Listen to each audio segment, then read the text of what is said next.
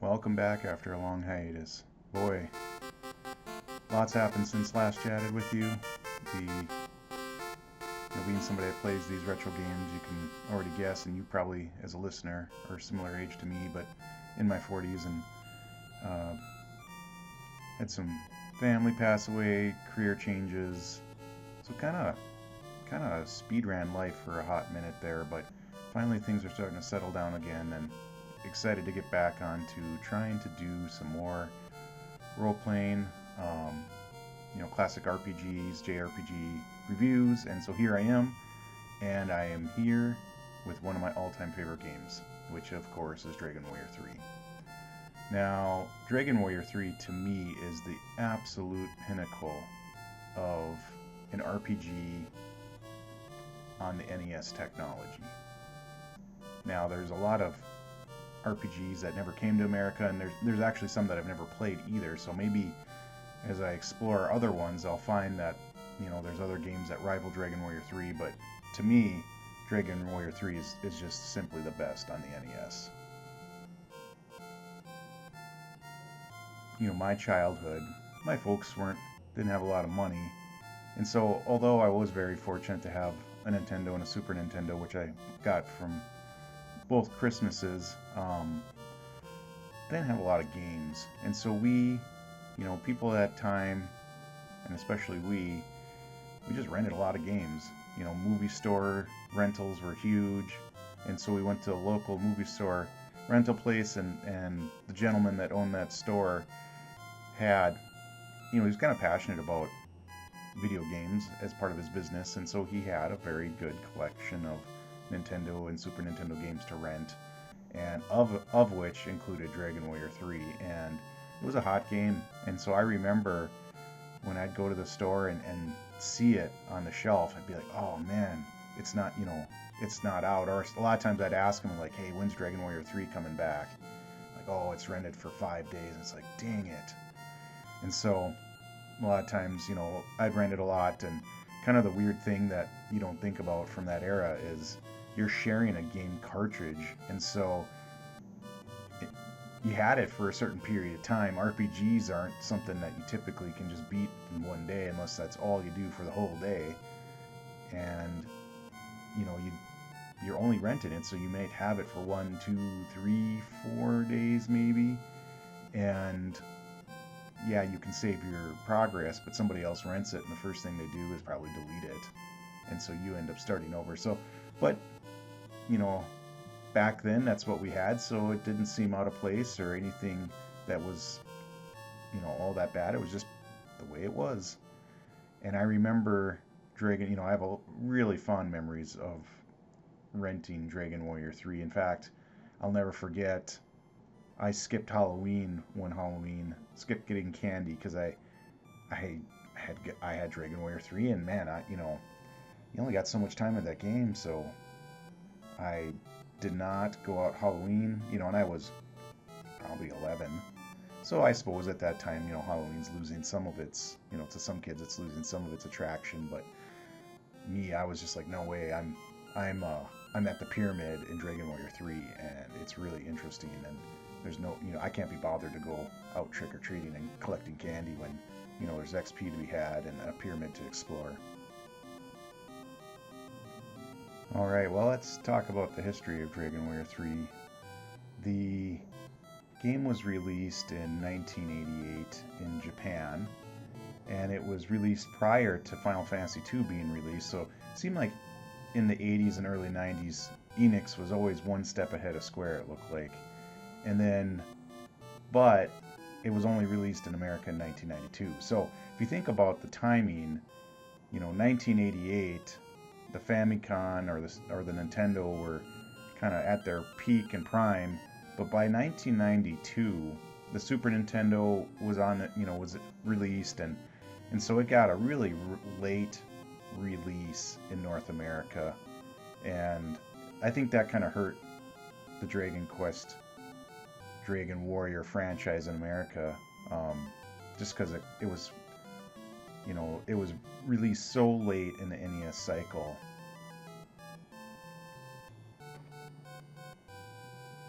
prove that point, if we look at the sales analytics of Dragon Warrior 3, it is almost completely Japanese. You have 3.8 million in Japan and 95,000 in the United States. And that's such a low number that I even wonder if that's even accurate. And so the only reason that I question, I mean, it's probably true, but the reason I question that accuracy is if it was that low, why did they even publish Dragon Warrior 4 on NES in North America? That's my question. So it just seems unbelievably low. But if you look at the sales chart in comparison, Dragon Warrior 3 was a smash hit. I mean, it was quite a bit of a better seller than anything that had come before it, either in Final Fantasy or Dragon Warrior. So just a smash hit. In fact, there's a lot of lore you can read about it online, that when it was released, there was all these students, all these workers that called in sick to work or called in sick to school just so they could play Dragon Warrior, and that Japan had banned or asked Enix to not release future Dragon Warriors on weekdays or school days to prevent all of this truancy. And I don't know, most places report that this is just a myth, if you will, a legend. Few of them will say, no, this was really a real deal. But irregardless of whether it was true or not, the fact that the story's there kind of tells you how big of a deal this release was and how popular it was in Japan. How did I find out about this game? Well, you have to remember, early 90s, internet pretty much didn't exist for anyone. And even if you were somebody that by chance had it, it wasn't the information highway that it is today. So you couldn't just search topics, and so that information wasn't very readily available. And I found out through subscription of Nintendo Power. That was basically my outlook to knowing what kind of Nintendo games were coming out. And that was the only place, other than talking to friends that maybe bought a game that was new or something like that. But Nintendo Power was really the way to see what was coming out, and they kind of did a really good job of it. They, marketed games, but they also had a part of their magazine that just talked about Japanese oncoming releases, and I always thought that was really interesting. And it wasn't until much later in life, when the internet got got picked up and you could research these things, to find out that there was so much happening on these systems over in Japan that never made it over here, and especially in RPGs. There was just a lot. They were really popular in Japan, and outside of the big players in America, they weren't so popular. So a lot of these original Japanese RPGs just didn't make it over to the United States. Now, kind of a neat thing is there's been just a tremendous fan translations, and I'm a big fan of collecting and physical hardware. So there's a site that I purchase reproductions that are translated, and it allows me to kind of enjoy the cart, even though it was never pushed to the NES. It was only Famicom, and it was only in Japanese language. So I kind of like that. But I remember looking at Nintendo Power, and I remember looking at Dragon Warrior 3, and it was packaged up with Dragon Warrior 2. So it was kind of a funky thing. Dragon Warrior 2 I had from my folks had bought it at a rummage sale by chance, and it was amazing. And then Dragon Warrior 3 was in the same article, or the same magazine issue. And I remember looking at the classes. You had Hero, Fighter, Pilgrim, Wizard, Soldier, Merchant, Goof Off, and Sage. And then they had these, I think they're called radar charts, but essentially they showed all 5 stats, and you could kind of look at what these jobs were good at from a stat perspective. And I was just infinitely fascinated with the charts, the data, the idea that, wow, and just knowing that you only had 4 slots, and like, how am I gonna, you got 7 potential characters, Sage being Prestige that you get later. How are you gonna fit all these options into one party? It was just such a tough choice, and looking at the charts and thinking about it, I was just thought it was just such a neat thing. And then on top of it, it was really interesting that, and it's shown in the Nintendo Power and in the drawings of Akira Toriyama. But you had the option of not only picking what jobs you wanted in your party, but deciding whether or not that they were a male or female, and so they had images, and that kind of, I don't know, just made it exciting in a way.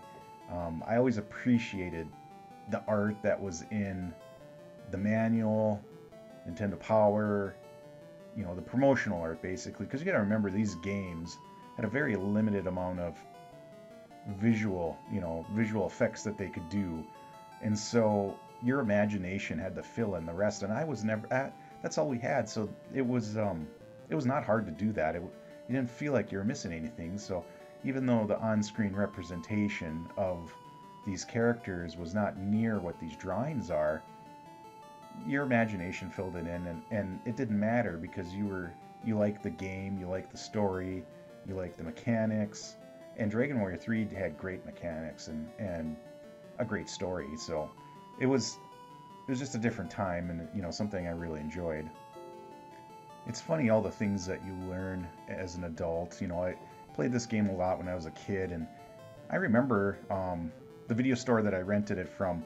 If the game came with a map or a poster, if you will, he would photocopy and laminate, like you'd get a map with it, and so like you had all the material, and that was really cool. I don't know that almost anybody that had a video store would do that kind of thing, to have a replicated manual, even though it's photocopied, and then, on top of it, the world map. Well, it's funny, I must not have been perceptive, because it wasn't until I was an adult that I realized that the world map is an approximation of our world, Earth. And so it's got the continents. You can see Australia, the North and South Pole, South America, North America, Africa, Asia, Europe. It's all there. And it's very, when you see it, you're like, well, yeah, that's really clear, but never noticed. Now, in the game, outside of Japan, is it? Yeah, I think it's Japan, being very obviously Japan. Um, I never put two and two together, but a lot of these locations have similarities to where they're at in their earthly location. And so Japan, and that's an Asian city. You've got one city, I think it was the Sioux, even though it was spelled different, and so kind of a Native American thing. You've got Romilly, a castle that's right where Rome would be. Um, and then there's I can't remember, it was a castle Edinburgh or something like that, but that's basically Great Britain. And so there's a lot of similarities, and it's in the Middle East, there's a desert where the Middle East would be, that kind of thing. And so the game map itself is absolutely massive. And like I said, you being able to see, I don't know how many tiles are on a screen, we'll just say 50 or something like that, 50 tiles of the screen of the map at once, you can't really identify what the overall shape is, but kind of a neat little thing. It's fun. It's fun to learn these things as you go.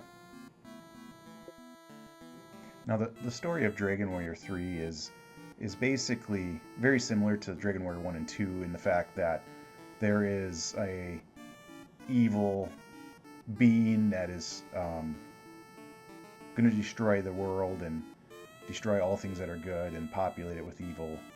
And in Dragon Warrior 2 and 1, I think they did a better job of making it obvious with Dragon Lord and with the wizard in 2. Whereas this one, it's again, you're kind of out there, and you know there's a bad guy out there, but there's not really a lot of story on why he's bad, or other than he's just bad and he's out there. You're not sure what he's doing or why the people are being oppressed by him, or how they're even being oppressed by him. But it's just an evil force that's out there, and you got to find them eventually, power up, and go get them. The But the interesting thing about this game is, and this is spoiler, so if you don't want a spoiler, skip ahead. But I'm guessing if you're listening to this, you've played it through already. The the Dragon Warrior 3 timeline is really designed to be prior to Dragon Warrior 1, and it's not clear to you until you defeat the boss Baramos. Um, then it's kind of like, the big twist, like, oh, that's not the real boss. I'm the real boss, Zoma, and I'm in the underworld. And you can go to the underworld, and when you hit the underworld, you realize that you've dropped back into Dragon Warrior 1. It's the same cities and map, pretty much redrawn for Dragon Warrior 3, but the difference is it's much earlier in time, probably generations or hundreds of years earlier than Dragon Warrior 1, and you're basically Edric, before Edric was a name. And so the shield and the sword and the armor that you find becomes the iconic Erdrick's armor that is used in Dragon Warrior 1 and 2, and you're that hero developing that story. Now, the other part of the story is you start out basically at your mother's house, and your father is an adventurer that had left, I don't know, a couple years prior. And so as you are adventuring and exploring the world, you're kind of always in his footsteps. You're 2 steps behind him. And at the beginning of the cutscene, you see that warrior fighting the flying wyvern, and that's your father, fighting and getting dragged into the underworld by this, this dragon or this wyvern. Dragon Warrior 3, with its jobs, it had when I think about it, it's kind of like wizardry. You have a hero. The hero is an ultimate character class. You only get one. You can't, that is you. That's the character. And so the hero is really a moderate level magic user and an expert level fighter, if you will. The other jobs are interesting. The soldier is a great job. It's all the armor, all the tankiness, all the weapons, so high damage, good damage reduction, just a tank in general. The only downside I'll say about a soldier is in Dragon Warrior, you're usually strapped for cash, so it's challenging on the pocketbook to keep him or her up to the right amount of gear. But great character class. Fighter, I like the idea of fighter better than I like the class. I usually end up having a fighter on my team, and it's very much like the black belt in Final Fantasy. Almost no gear, cheap cost, but at the cost of being not that tanky. Can be a pretty good damage dealer, but I just don't feel like fighter measures up to soldier. So the fact that it's kind of a cheaper version of soldier. It's supposed to be evasive, supposed to have a lot of vitality, a lot of hit points, that kind of thing, but I just feel like the mechanics don't draw it out well enough. The next job is the merchant, and I really like the concept of merchant. The merchant is kind of a mid-level gear and weapons, but has the ability to find extra gold after battle. And I think there's some sort of identification, I don't remember. But it's, every time I play it, it is not, the amount of gold that you get from it is not enough that it seems to warrant the job taking up a whole slot. And the mechanics, like the mathematics, are well known. If you have a merchant on your team, there's a 25% chance that after the battle, you'll basically get a set amount of gold, and the way the equation works out is it's roughly about 3%. And so to me, like, getting 3% more gold 25% of the time just doesn't add up. Now, the only thing I'll tell you is the times that I've had a merchant on my team, I don't. And he never stays, and there's some story we'll get into why that is the case. But it's just a class that I've ever rode out to the end. So maybe when you start getting more gold later in the game, that 3% starts making a bigger difference. But also, you have to keep in mind, typically in these kind of games, there's a set amount of gold that once you got it, you've bought all the gear, and gold doesn't matter. So that ability at some point is not going to be worth anything. The next job is probably a, a key job, the Pilgrim. And the Pilgrim is your healer, your white magic user, if you will. Very important in this game to have a Pilgrim. Status ailments are a big deal. Hit point management's a big deal. So the Pilgrim is a kind of a required, pretty required. Now the hero does get some healing magic, but I find that with the Pilgrim, you can just be out adventuring so much longer, and so that I think is key. Now the next job is quite interesting. In the English, they called it goof off, but it's just like a court gesture, like it's exactly what it sounds. And if you look at the stats, the goof off isn't good at anything but luck. And on top of it, the goof off can't really equip a lot of gear, a lot of weapons. Can equip like unique gear that is kind of tailored to the goof off that isn't that good, but it is cosmetic or funny. And so the goof off is a very odd class. And then on top of it, there is a chance every time you use the goof off in battle that he'll do some sort of antic. So you'll tell him to fight, and instead he'll trip over himself. And so he's got a what would you call it? A drawback. Not only is he weak at fighting, doesn't cast magic, has weak armor, sometimes he just goofs off during the battle. And there's a whole chart which I can't believe that they've got it all the way up to level 95. And if you look at these things, they're hilarious. Now again, I've never really gotten a goof off past level 30, but if you look at some of these things and makes a smug remark, like, okay, jazzercises, to me that's hilarious. Like, I've never seen that. When I noticed it when I played, calls for reinforcements, but they never come. Pokes dead monster, numb self, and actually has a chance to inflict the numb status on himself.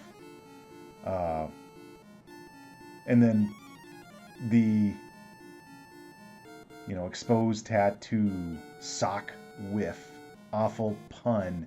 It's just funny to me. I mean, there's a lot of I don't know what attitude, or there's a lot of, I don't know what am I trying to say.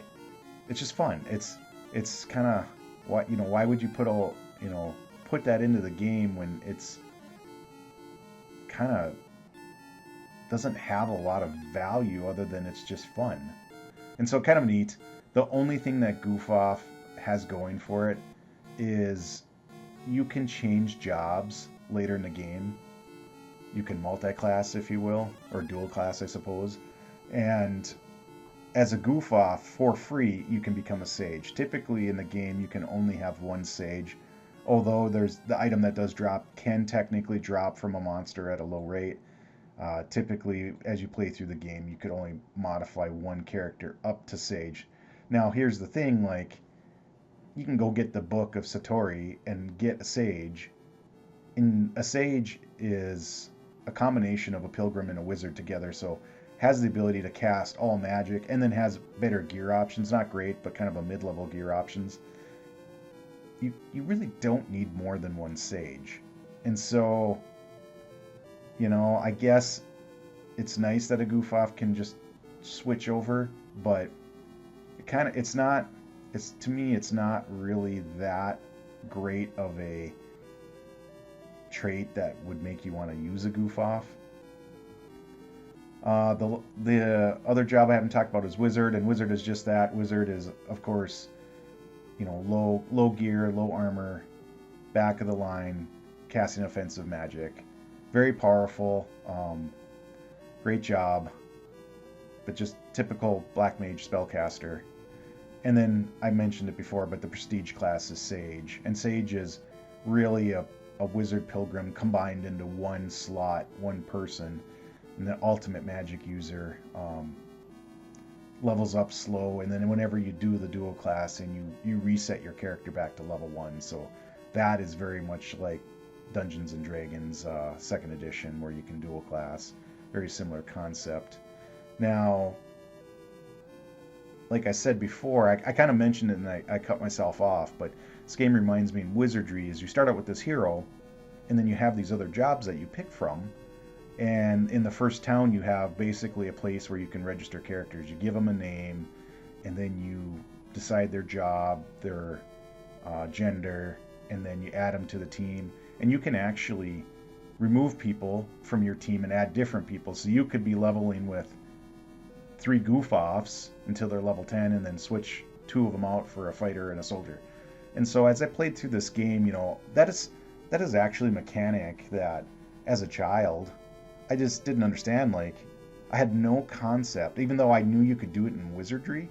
It never dawned on me in Dragon Warrior 3 that I would potentially like level up one of everything, or decide, maybe this is a dungeon I need a pilgrim, but for when I'm going to do this other thing, I'll have 2 fighters or something like that. And so in this playthrough, that's kind of what I did. Is I made one of everything. I made, you have a hero that you're stuck with, but 1 fighter, 1 pilgrim, wizard, soldier, merchant, goof-off, and sage. Well, later as sage, and I switched out. I would level, kind of pick a team, level them, and then later when they get to a certain level, kind of flop them out for the guys that were back in town, and just kind of played through all the jobs and got a sense what I liked, what I didn't like. And like I said before, is the fighter in concept is great, but I kind of find my opinion is kind of weak. Merchant, I don't really think it's got a ton of value. Pilgrim is great, soldier's great, hero's great, wizard's great, and then the goof off, outside of it just being fun, doesn't have a lot of value again. The other thing I was gonna say is the merchant, although I never find it's got a lot of value in the party, it's got a really, really interesting mechanic in the game that is a lot of fun. And you get to a place in the game where there's a blank spot, and it's on the eastern coast of the United States on the world map. So it's kind of like the new colony, if you will, is the concept. And there's an old man there, and he says, hey, this would be a great place for a town. And he convinces, if you have a merchant, he'll say, why doesn't the merchant move in, and that would get this town started. And as you progress through the game and do different events, occasionally you'll stop back at that town, and the town's getting bigger and growing and growing. And by the time when you're getting close to fighting Baramos, it's evolved into this big city. And so it's just the neatest concept. It's just so much fun. One of the themes that you'll kind of hear me talk about Dragon Warrior 3 over and over is just that the mechanics, the story, the gameplay, it's all just fun. It's just a very fun game.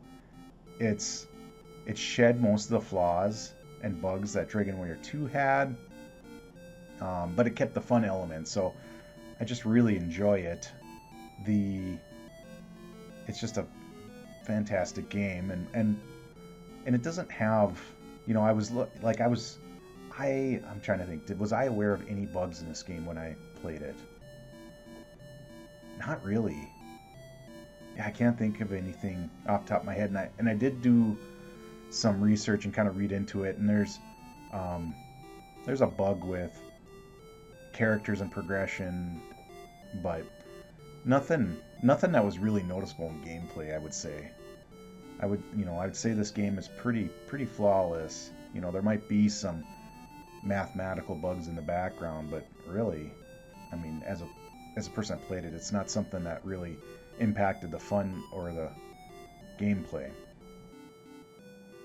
I already referenced some of the material, but there's a great document on, I believe it's on a GameFAQs site. I'll link it in the video somewhere, comments. But the document does just a great job of going over the mathematical calculations in this game, and really just about everything is very straightforward. And it's funny to me that the mechanics largely work.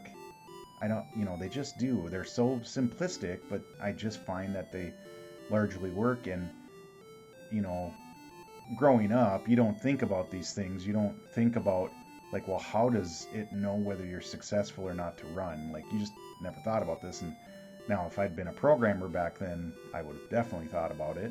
But as being an adult now that's programmed in the business, in a career for many years, I find it fascinating, the mathematics and the calculations. And so, like, one of the things that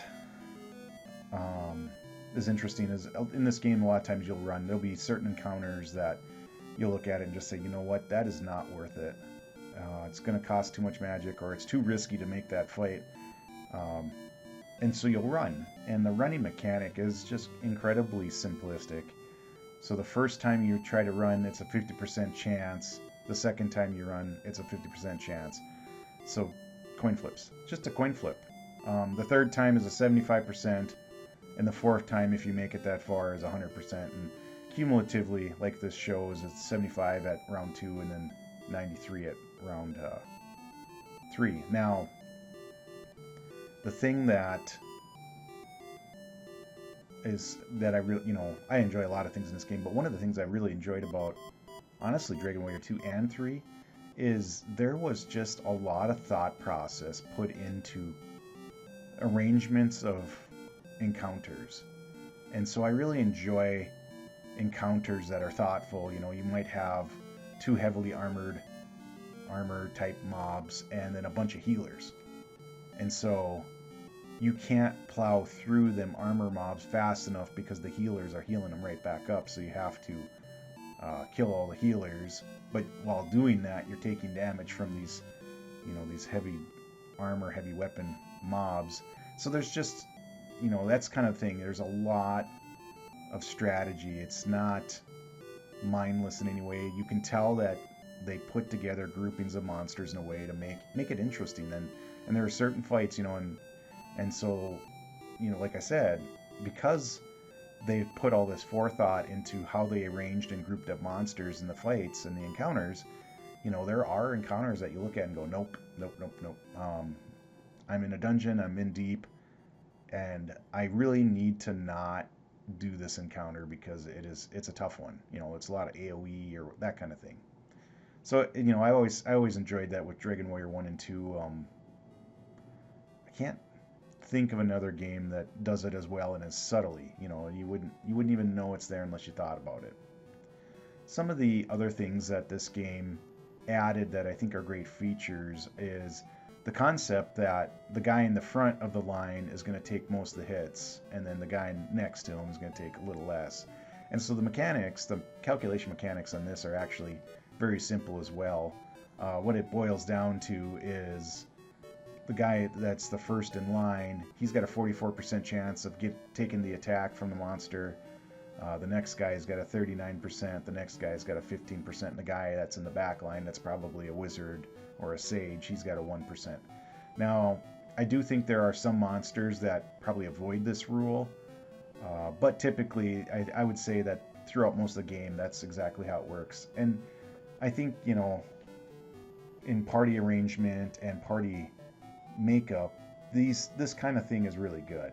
I think it's really common in a lot of later games, but I don't know how other games mechanically establish it. Now, I think I've talked about this in, I don't know if it was one of my prior Dragon Warrior Final Fantasy videos, it was one of the two, but typically what these games do is once you defeat an encounter, you make some sort of random number, and then every step you take reduces that random number by a set amount. And so in Dragon Warrior, heals are the highest amount. And so you might roll a 200, and then if a heal costs 25, once you go under 0, that's your next encounter. Both Dragon Warrior 2 and 3 have really high encounter rates when you switch screens, like when you go from in the dungeon, like when the map kind of wraps over to a, like the Fog of War type effect, wraps over to a new part of the dungeon that you couldn't see prior, and that's 84. So that's why very, very high chance of encounter when you flip the map. The other thing that is really interesting in this game is there's a hidden item called the Golden Claw, and the Golden Claw is great. It's in the bottom of the pyramid, and it's just the neatest thing. It's an optional thing. You wouldn't, how anybody would even find it without knowing it's there. It's amazing. You know, it's so well hidden. So unless you know about it, how would you know? But it's a great hand-to-hand weapon for a fighter, but it's got a really unusual curse. It's not cursed in the way that you can't unequip it, but what it does is it changes the value of your next movement on the map to 100 rather than, like if you were on planes, a 10. And so basically it is drawing monsters to you every 1, 2, or 3 steps typically. And it is insane. Like you can't play the game like that. It's too much monsters, you know. So kind of the funny thing about the curse of it, if you will, is that is true whether it's equipped or just in your inventory. Now, the only thing I'll say is, you know, I did, for farming, I did grab it out of the vault, which I'll talk about in a minute, and basically just called the monsters on to me as I, grinded the game. But there was every once in a while that I would take 4 or 5 steps, so there must be some other mechanics that are more complicated than what's shown here, but very rarely. So I would say what's here is probably pretty close. There might be some special circumstances where that's a little different. One of the great things that this game has that just is so neat to me is its day and night system. And so there is a early morning, day, dusk, night, and as you move on the overland map, time progresses. It just kind of brings you into the world, if you will. It just feels so, it's an element of realism, and kind of the interesting thing about it is, as you would expect, during the night, monsters are more rampant, so the values of movement are increased. But kind of the fun part about this game is there's a lot of stuff that you can do or have to do at night, or you can't do at night. And so there is, the shops and the people in town are sleeping, or there's things are different. And there is, story element to day and night that progresses the story. And it's just a really neat thing that is not typically something you see in an RPG. So I just always really thought that was cool. Really appreciated that. Another calculation mechanic, and I just learned this. It makes sense now. It totally makes sense. But this concept that monsters have regeneration, do all of them have it? I honestly don't know. Maybe only moderate to upper level monsters have it. But when the encounter, according to this documentation, when the encounter happens, the monster's created not with 100% of its hit points, but instead with a percentage. Here it says 75 to 100%, so a random percentage. And then every turn it is regenerating at a scale of a range. And it looks like it says the ranges are 16 to 23, 44 to 55, or 90 to 109 hit points. Now, the reason I know this is the case is you have some of your tougher monsters that have a bunch of hit points, 200-300 hit points. And the ones like the Troll Kings is the one I can think of. I remember as a child, and even through gameplay, like, man, this Troll King feels like he's got like 500-600 hit points. And it's like you could never get over on this monster, and it was just a slog. And the reason that is you were at a level and at a damage output that you were either not always exceeding its regeneration capabilities or just barely outpacing it. And so even if he had 200-300 hit points, you might end up doing 600-700 damage over 5-6 turns because he's regenerating 90 hit points around. And so that's kind of an interesting mechanic. Makes honestly, it's the mechanic that makes the bosses in this game really hard. They probably don't have all that much hit points, and if you were lucky enough to have a tremendous blow with all 4 of your characters, maybe twice, that's probably all their hit points, depending on the level and stuff. But the fact that that's not what does happen, and that they're regenerating probably 100 plus hit points around, they do seem like they have quite a bit more hit points. I briefly touched on it prior, but some other cool features in this game that I think were really progressive and just incredible for an NES game are, I mentioned there's a registry in the main town where you can create new characters, add and remove them from your party at any time. But on top of that, they have a bank. And so this game has the same mechanic as Dragon Warrior 1 and Dragon Warrior 2, that when you die, the king revives you and takes half your gold, or you lose half your gold. Well, you can drop off items, and you can drop off gold and deposit them at the bank. Items, you may have to pay a retrieval fee, but this is a really neat feature for an NES game, for the fact that you can keep things that you might need later in the bank, or anything you want out of your inventory, so you have more room for a dungeon and stuff like that. You can just drop it off at the bank.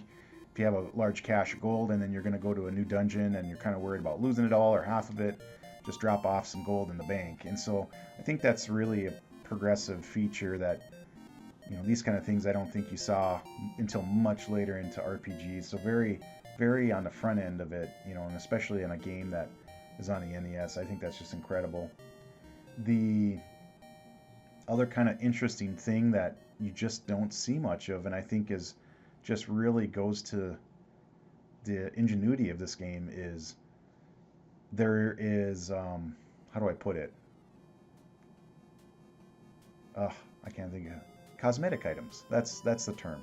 And so, I play Final Fantasy 11, and they have monthly login quests, and you can get all these cosmetic items. I never care about them, but you can lock style jeans. I have a friend that plays a tank in jeans, and if that's your style, so you can have personality, and there's value in that. And so that's not the real gear he's wearing. He's just appears to be wearing jeans.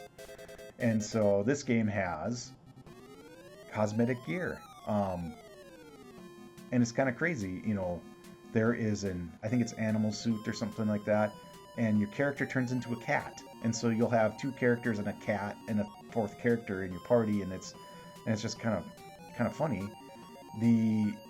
The funniest thing in the world to me is, very early in the game, one of the shops has the revealing swimsuit, and I believe it's only for females. I think that's the only requirement, is only females can wear it, and it actually changes your character sprite to be wearing a swimsuit. And the funny thing about it is it's 78,000 gold, which is something that nothing is even near that amount of gold. Like, I think the best shield in the game that you can get, that you can buy, is like 15,000 gold. And so it's an incredible amount, and it's so early in the game, and it's kind of, I always thought it was for the goof off, because that just seemed to match the goof off. Like, the goof off is kind of taking you away from the adventure, right? It's always goofing off, and same thing, this is taking away from spending your gold on something useful. You buy this revealing swimsuit. Let's say as a kid, you saved up for it for hours and hours and hours and hours, and you equip it, and it's not even good. It's just purely, it's almost completely cosmetic. The kind of another thing that is just a crazy feature to me for an NES game is the Staff of Change, or a change. I think there's a change spell too, but there's a part in the game where there's actually a couple parts in the game. In the Elf City, the elves are basically racist, and they only want to talk to elves.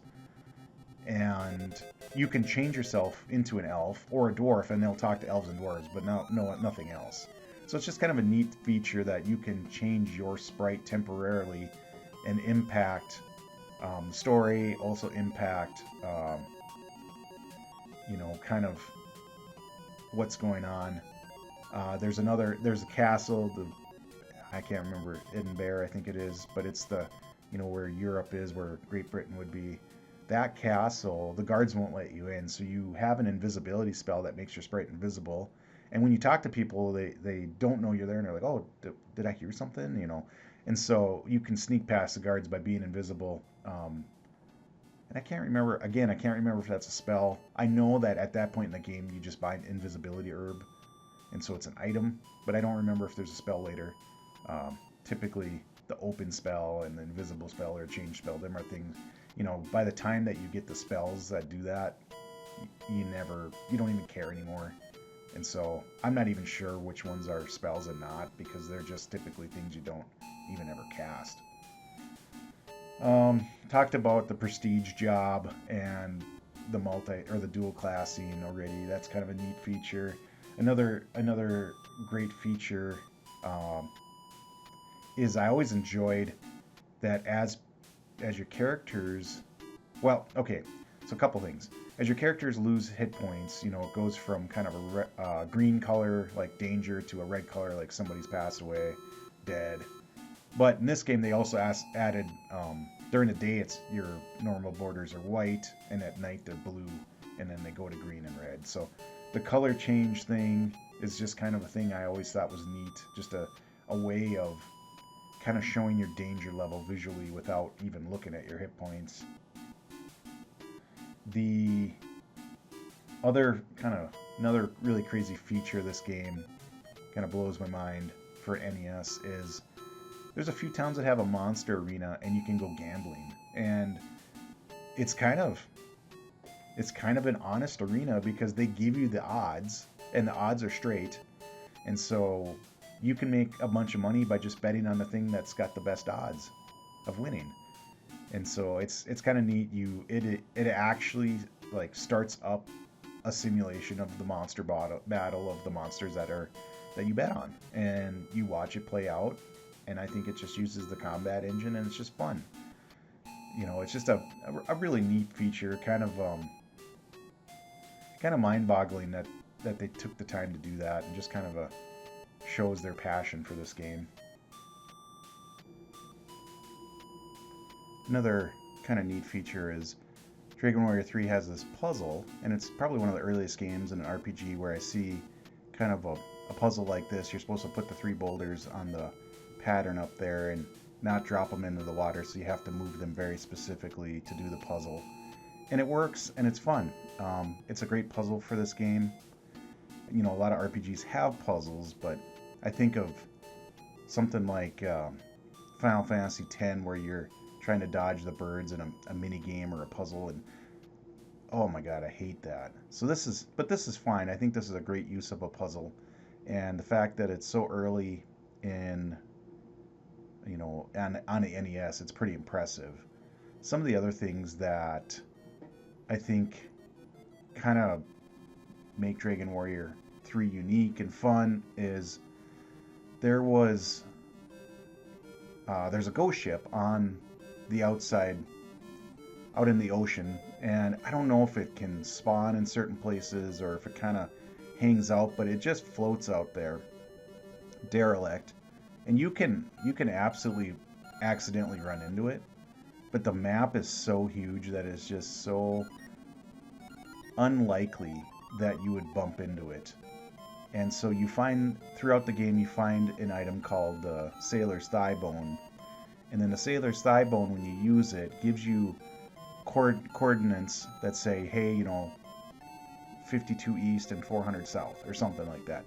And so you kind of slowly work your way to the ship, and then when you find it, you can hop on the ship and then continue on the quest. Just something that, I don't know, it's just so much fun to find the ghost ship and then continue on with your quest. In this gameplay, I didn't have any footage of it, but just like in the past, there's a lot of the mobs have a very low rate of dropping an item, and some are just generic items like a medical herb or antidote or something like that, but sometimes it's gear. And in Dragon Warrior 3, there was a Thor's sword that was really good, when you'd use it in battle, it was a strong magic spell that was AoE. I got that, and I can't remember if I got that off of Troll King or where I got it. Wasn't even farming it, just happened. And then also off Metal Babbles. I was just farming Metal Babbles to level up before fighting Zoma. Um, I got dancing shoes, and I didn't even know that they existed. And I believe it's supposed to give you a bunch of charisma, and I don't know if that's on the remake of Dragon Warrior 3 or on the original, but the other thing that they do is they give you XP as you walk, and I thought, wow, that's really interesting. And so I did test that, and it looks like it's 1 XP per step, which is nothing. And by the time you get them, that's really not doing anything for you. But I like the concept. I just thought it was a really neat concept. And then the other thing, of course, that I tested is it's only when you're in the Outlands. So basically only in places where you can potentially have a random encounter. You can't just walk back and forth in town and level up. Although, like I said, the fact that it's 1 XP a step and the time at which you get it in the game is so late, even if you could do it in town, it just wouldn't be worth it. I mean, you'd be walking back and forth for hours, and at that point, you should just be farming Metal Babbles or monsters. So kind of a neat thing. Another feature that I don't think I got any footage of, but is there's these giant birds, and they have this ability called, I think it's called Limbo, and it can cause an effect that makes a party member disappear. And I remember playing Dragon Warrior 3 when I was a kid, and like the birds were always a big thing, like, oh no, it's a bird. And what I would do is just basically restart the game, just hit reset on my NES if I got hit with Limbo, because it was like a character was permanently removed from your party. And I'm like, well, what do you even do with that? It never dawned on me in a million years that when they cast Limbo, they actually send your party member back to the registry, back to the original town. And so you still have the character, it's just not with you at the moment. But there's nowhere that kind of told you that. If the spell hit you and it said, hey, has been transported back to the registry or something, or it said it in the book, and maybe it does, but I just remember as a kid, like, oh man, these birds are so brutal, because they basically teleport your character out of the game, just it's gone. And so kind of a mechanic that I think wasn't a bad idea, kind of a neat idea. I suppose the bird would fly down and pick you up and drag you off and drop you off somewhere else, or I don't know what they were thinking, but there was just no way of knowing that the character would be returned back to the home registry. So I don't know, probably a slight miss there, but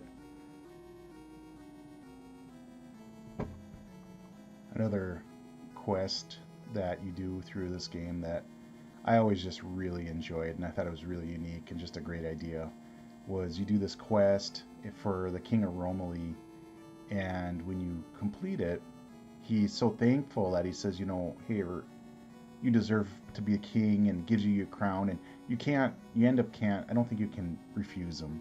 And so you become king for a day, and your sprite changes to king, and you can walk through the town and talk to people, and it's really cool, and you're like, wow, I'm the king, this is great. But you try to leave town, and the guards are like, no, you can't leave, you're the king. And you try to go down to gamble, and they're like, nah, that's not fit for a king.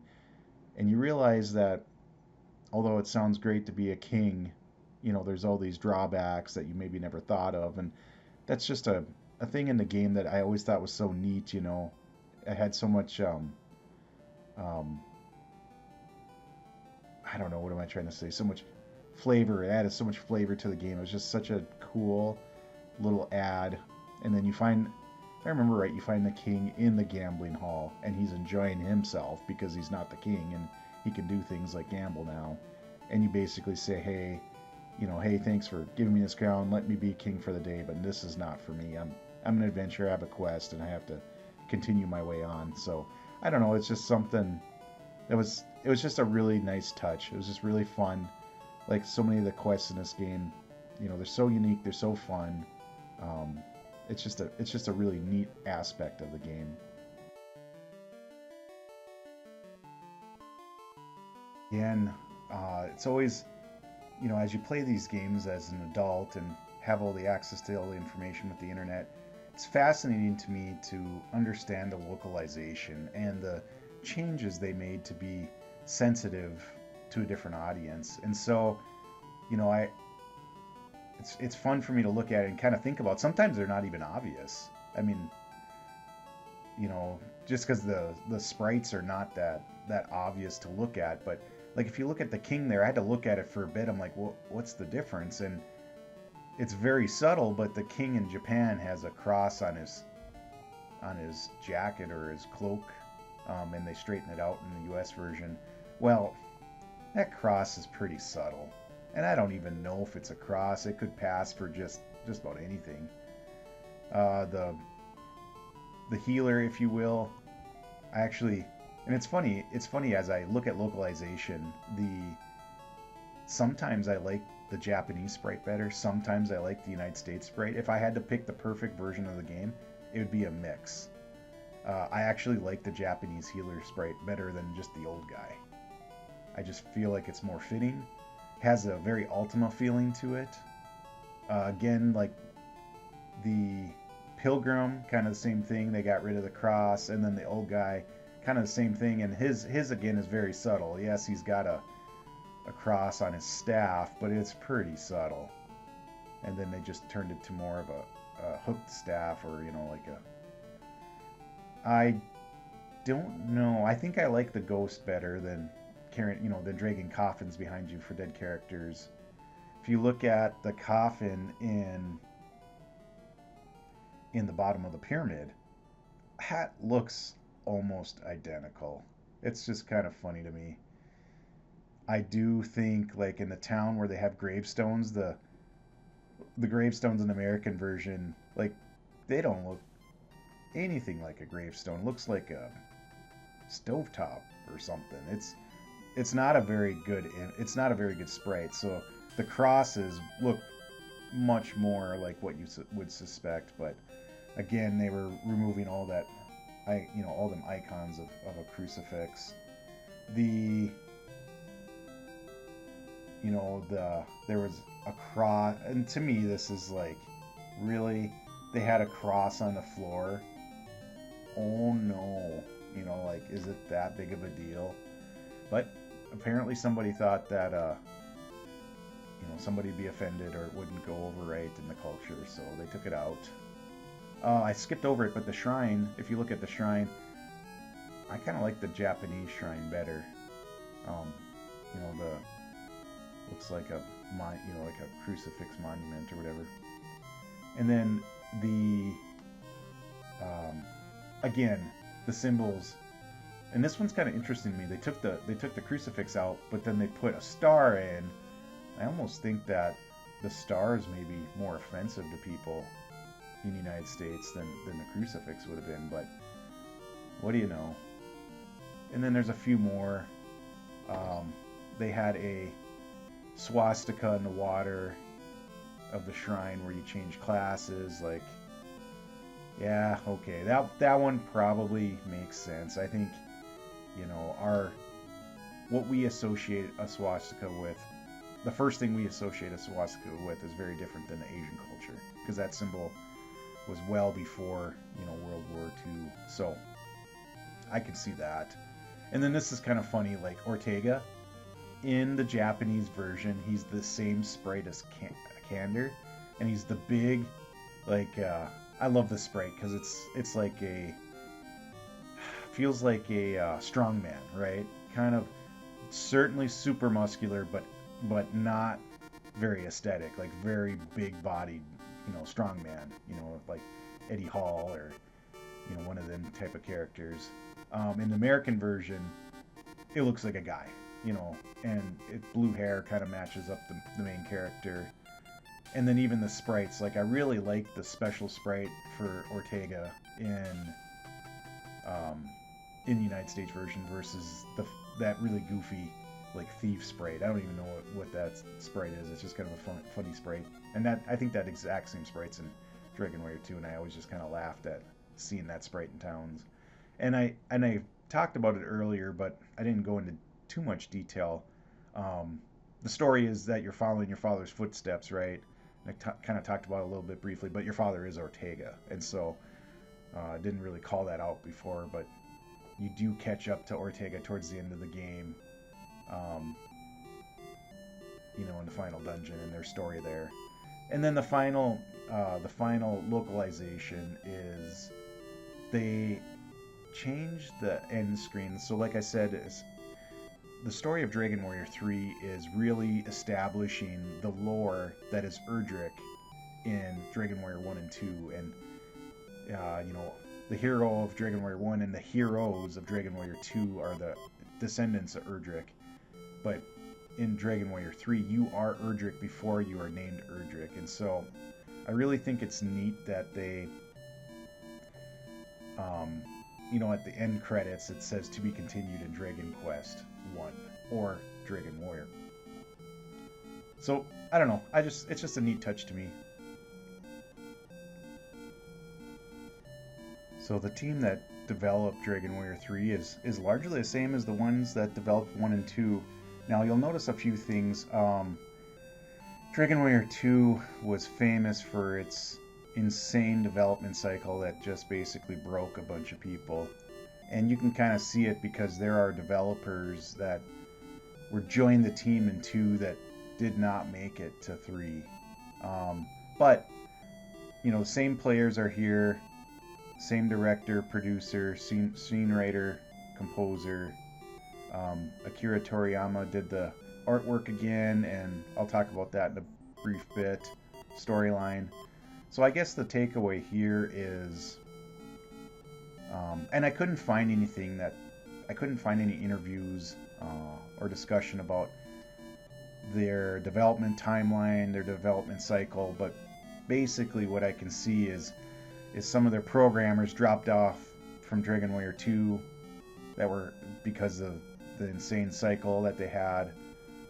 They got some additional programmers for Dragon Warrior 3, but really, again, a small team, and I think the fact that they had an engine that they used from 1 to 2 to 3, they were iterating, and so each game, had a lot of the mechanics of the game were already fleshed out, and you just were adding features on top. The core of the game, the engine of the game was the same. The movement, the sprites were largely the same, that kind of thing. The calculations were largely the same. And so it just allowed them to make a better game with a very similar amount of staff.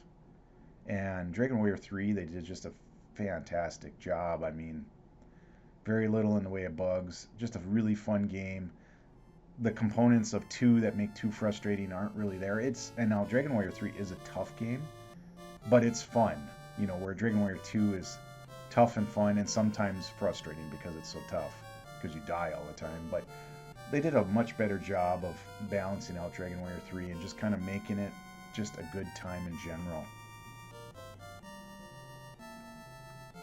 I mentioned it before, but these games had such a limited capacity to do graphics and have processing that your imagination filled in. And as a kid, it was fine.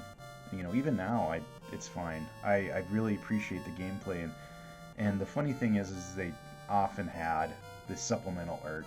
That was part of their strategy, and so the book and they had promotional art that kind of filled in them gaps because you couldn't draw something that fancy on the screen with the NES technology.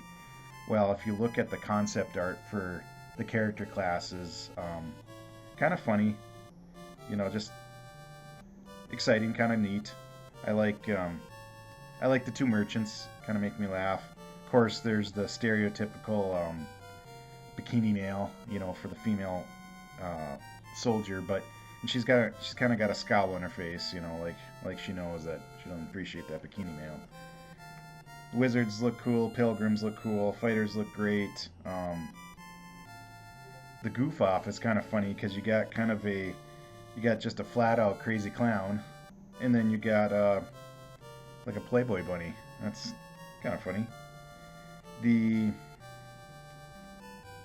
some of the other sprites are, I always loved the monster sprites in Dragon Warrior. I didn't know. I think I've said this in past videos. I didn't know that they were drawn by Akira Toriyama. Didn't even know that, and they're just so different, unique. And now that I see it, I can see it. But I remember growing up as a kid, they just seemed so unique. And the interesting thing here is, looks like from the concept art, they had planned on 3 bosses, but only ended up using 2, and so they had kind of a red devil with an Asian dragon, and maybe that was supposed to be the leader of Japan, the Orochi, I think, and they didn't end up using that sprite. There's some other sprites too. I mean, you can see how they used the sprites, but there are some other sprites that you can tell weren't used, or like the big fat pig, kind of the alien thing, the evil bush. Them aren't in the game. But typically, like I've said in the past videos, the sprites that are drawn here translate into the game really well, and so they're very recognizable and very, very much the same. Some other sprites that I noticed that weren't used are, again, that tree, a tree, another alien type sprite. It says Roper. To me, that's kind of a Dungeons and Dragons monster. It's similar to that. And then the armored lizard character is another sprite. Grim Reaper, Halloween Man. So it's kind of interesting to see that, they had all this concept art, and they used 90% of it, really. And the stuff they did use really did match up really well to the game, or to the concept art. The game matched up to it. So very interesting to me. Enjoy it. It's just so neat. And I got this because I'm a geek and because I enjoy JRPGs. I got this Akira Toriyama Dragon Quest illustration, so that's what I'm sharing with you, is purchase the book and just to see the original art, and also to share in these videos. But kind of fascinating how their approach was to professionally draw, paint, design, whatever you want to call it, this artwork from a famous manga artist, and then try to faithfully put it in their game. They really didn't veer too far, outside of the color palette on NES isn't going to be as vibrant, and but they did do a great job of adopting what was given to them from Akira Toriyama. Music of Dragon Warrior is great. Koichi Sugiyama does an awesome job. Although I really like Dragon Warrior's music, I am a big fan of Final Fantasy's music and Naboo, and so that's always my favorite. But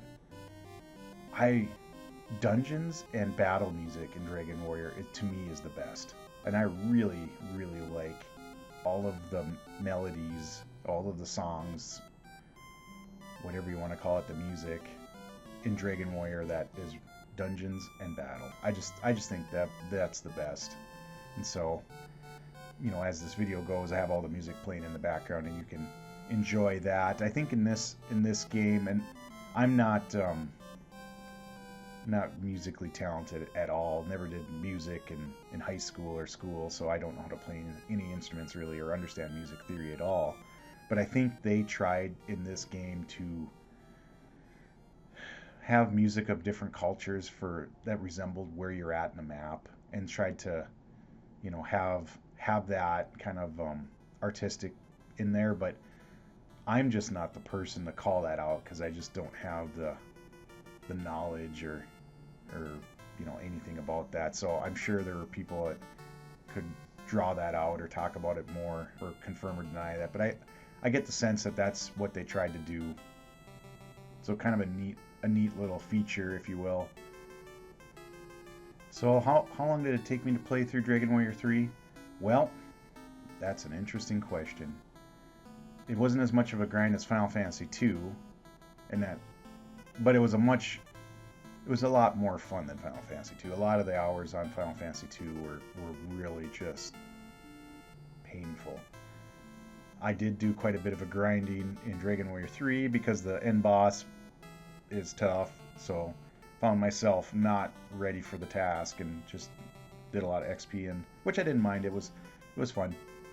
Now, the thing that, I kind of, at the beginning of this video, I said is, my life got busy personally, and it put me behind on doing any of this kind of stuff. Literally have had no time for it, and just life, life happens.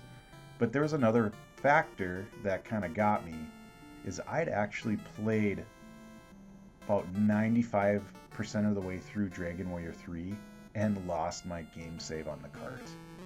And I play on an analog Nintendo, the super fancy. It's a really nice piece of equipment. Since I'm recording this, I play at my desk, my computer desk, and I have the analog sitting on top of my desk. Now, one of the things about this analog that a couple things kind of combined that I think were flaws, poor design decisions, if you will, is the on-off button is on the back of it. Now, that's great if you don't want your dog or your kids to accident, like a little toddler to come up and turn off your Nintendo. That's great for that kind of thing. But the bad part about it is you have to reach around and behind. And it's a top loading system, so the cart is sitting there in the top load. Kind of read online that Dragon Warrior carts have really short gold leads, and so they're really touchy. And I think what happened is I actually lost my Dragon Warrior 2 save, but I wasn't near as far. And I lost the Dragon Warrior 3 save. Is as you're reaching behind the analog to turn it on or turn it off, you might bump that cart, and bumping that cart can kill your save. And so that was a big demotivator. Although I really enjoyed playing Dragon Warrior 3, got all the way to the end pretty much, and then lost my save. Actually recorded it, which I'll show you. It's like, oh man. So I did play through the game twice. That kind of slowed me down quite a bit. Name my characters the same thing so that the footage that I collect would at least seem like they're from the same gameplay. But just kind of a little thing there. But I estimate that Dragon Warrior 3 to play through a single time by merging, videos from both playthroughs was about 41 hours compared to the 57 of Final Fantasy 2. So it's a bigger game, more gameplay, but like I said, it's the quality of gameplay is so much better than Final Fantasy. So on this adventure of going through these retro games, I would have to give Dragon Warrior 3 an S rating. It is one of my all-time favorite games. I just really, really enjoy it. There's very little bad I have to say about it. In fact, I struggle to find any points about it that are negative per se. The characters are still generic. They don't have a lot of personality, but there is a story. The story is interesting, and I think the kicker, the reason that this game is so great is at the time it was released, it was so ahead of its time. It was doing such awesome things with such limited technology. It was just a really a gem for, a masterpiece for the NES system. Just a great game. Now, as I look at the first 2 entries of Final Fantasy and the first 3 entries of Dragon Warrior, again, Enix, is just a great company, and I think at this point in timeline and everything I reviewed, I think they've done a better job releasing games than Square has, even though Square's was so much more popular in North America. As I look at my channel, I've been dormant for 8-10 months probably, and so it's just sat out there and haven't even, I thought about it in the back of my mind, but haven't even been out there to see if anybody's been watching my videos, and a few, it's the fact that I've got 1,600 views or so is impressive to me. it's hard to get any views. It's hard to get 10 views, and so it's nothing to brag about. But hey, I'm just doing this for fun. If it never gets anywhere, it's still fun to me. And the people that do come here and listen up, I think they find value in it, and it's kind of a different kind of review. I'm guessing you're like me. You've probably watched all of it. You all the big reviewers, all the big game players and walkthroughs, and you've probably listened to it all. So you're looking for one more, and I'm probably at the end of that line, and I'm glad to be at the end of that line. But like I said, even though don't have a lot of production value, don't generate the best content, I do try to find something interesting, unique, kind of like I said, my goal is to talk about the programming. As I get into more complex games, probably going to be less that I can talk about. As the teams get bigger and the games get more complex, there's probably less mechanics known. But I'll try to share, I'll try to do the research and share bugs, mechanics, talk about gameplay, talk about programming, these kind of things, talk about analytics, try to do some of the analytics on the games. I think that stuff's fun. And I think, I've always enjoyed these RPGs because I've enjoyed numbers. And I enjoyed RPGs before I even understood that I enjoyed them because there's a lot of numbers. And so if you're somebody like me that's in programming or in the, an accountant or in the business, an analyst, whatever, enjoy data and numbers, I think you can relate that RPGs and analytics, data, numbers, it's just fun. I've told friends and family that for most of my career I was a programmer, and they never understood, or did analytics and they never understood, and so I just say I do computer stuff and they got that. But the fun thing I say is I just play math-based video games. And so if you're a financial analyst or something, your income statement, your balance sheet is a very boring math-based video game, if you will. And so that's how I always look at it. Kind of makes it fun for me. People around me, they look at me like I'm crazy, but that's okay. They don't get it. I get it. Enjoy it. So with this video, I hope you enjoyed Dragon Warrior 3, one of my all-time favorite games. It's just such a great NES title. It is so much fun. It's challenging. It's just a great game. The kind of my next steps I figure to balance it out, definitely have to do Final Fantasy 3. I've played through Final Fantasy 3 once. I remember very little about it. I remember there's a job system, and it really kind of ties into the jobs, and that part of it's probably really great. But I don't remember much more than that. So I think it was a very mid-level game, but kind of excited to get back into it and give it another shot, learn more about the programming aspects of it, the history of it, the sales and that kind of thing. Kind of round out the series now that I've done 3 and 3. Then after that, we'll have to decide, I've been itching to play Ultima. Kind of want to try it on PC. That's a little bit before my time, and it's a little raw. It's very ASCII art. It's very old school, so let's maybe do that, or Wizardry. I've got a great book that I can link on the site that talks about the history of computer role-playing games. It's just a phenomenal book, and so much. There was things before Wizardry and Ultima, but so much of modern JRPGs got their footing with Japanese programmers that really looked at Ultima and they really looked at Wizardry on the PC. And so I just feel like, maybe that might be a next series. Can certainly go on to Dragon Warrior 4 and Final Fantasy 4. Final Fantasy 4, spoiler alert, is one of my all-time favorite games. Dragon Warrior 4, I own it. I've never played it. I've always wanted to play it, so there's a lot of excitement there. Also been hankering. I've got a bunch of games that haven't been released in America that are JRPGs on NES that are translated on cart. So there's some sleepers in there I know that I'd love to get a feel for. I did play through one, Sweet Home, which I'd love to do a review on that. It's a horror-based predecessor to Resident Evil that is an NES horror RPG. And so really unique, really kind of a fascinating game.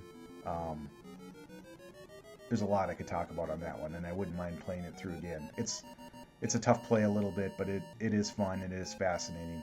So there's a lot of things that I want to do. Another thing that I was thinking about is, you know, Baldur's Gate 1 and 2. I want to go through them again. I got to play 3. My friend bought it for me, and I have not gotten there, and he's going to kill me. So I should probably do that. So that might be another option. And then I can't think of what it's called, but I really want, you know, this. I think it uses the same engine, but it's the Planescape game, Divinity. I think I can't remember what the name is, but I've talked to a friend that played through that, and that sounds really fascinating. So I've got so much stuff to play and not enough time to play. Why do I bring this up? Well, I bring it up because I want to share it with you guys. I want to have fun with you guys. There's like 5 or 10 people tops that comment on all my videos.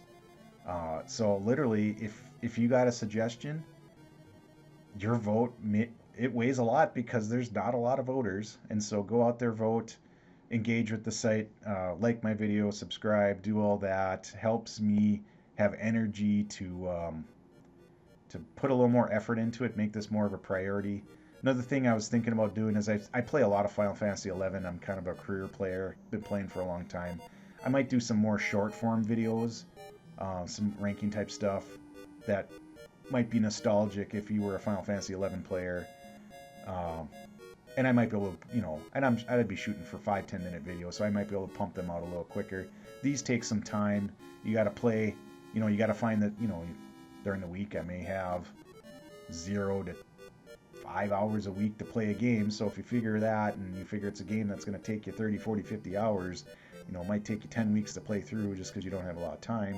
And then you got to put together all the video research, download the MP3s, embed them, you know, try to make it not look like a giant hot mess, you know, as much as you can with very limited skills. So it does take time to put these things together, and, you know, it might be fun to do some shorter form Final Fantasy 11 related content, but, you know, that audience is probably a little different. There might be some crossover audience, but it's hard to say. So I may do some of that. We'll see. I guess that pretty much wraps up Dragon Warrior 3. Great game. Love it. I had so much. It's been a long time since I played it, so it was so much fun to just reconnect with it. And with that, you guys have a great night, and I'll catch you next time.